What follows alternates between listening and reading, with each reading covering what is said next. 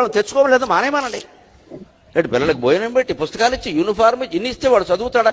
So Garikapati గారు అంటే మనందరికి గౌరవం ఉంది, బట్ ఇందులో ఈ విషయంలో ఇది మాత్రం కరెక్ట్ కాదు. ఎందుకంటే మిడ్ డే మీల్ స్కీమ్ తీసుకుంటే దానికి చాలా ఇంటెన్షన్ ఉంది. ఏంటంటే మాల్ న్యూట్రిషన్తో సఫర్ అవుతుంది మన కంట్రీ. ఏపీలో చూస్తే రీసెంట్ పబ్లిష్డ్ డేటా ప్రకారం 30% స్టంటింగ్తో బాధపడుతున్నారు పిల్లలు.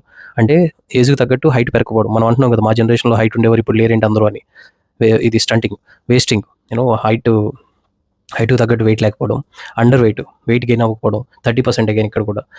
సో ఆల్మోస్ట్ 60% ఐరన్ డెఫిషియన్సీతో సఫర్ అవుతున్నారు చిల్డ్రన్.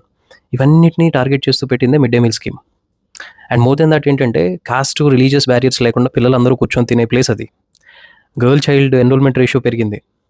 ఓకే, సో ఇన్ని బెనిఫిట్స్. అండ్ అదే కదా, ఒక పూర్ ఫ్యామిలీకి ప్రోటీన్ ఇంటేక్ పిల్లలకి ఇవ్వడం అంటే చాలా డిఫికల్ట్. మహా అయితే రైస్ పెట్టగలరు కానీ ప్రోటీన్ ఇంటేక్ ఇవ్వలేరు. ఆ ప్రోటీన్ ఇంటేక్ని ఎంతో కొంత కవర్ చేస్తుంది mid day meal scheme. So అలాంటి స్కీమ్ని బ్లేమ్ చేసే బదులు మేబీ ఇంటెన్షన్ రైట్ అయి ఉండొచ్చు, maybe education outcomes, learning outcomes పెంచాలనేది ఆయన ఉద్దేశం. బట్ స్టిల్ స్కీమ్ని టార్గెట్ చేసి చెప్పడం అనేది అబ్సల్యూట్లీ రాంగ్. మీరు ఏమంటారో కింద కమెంట్ చేయండి. Thank you.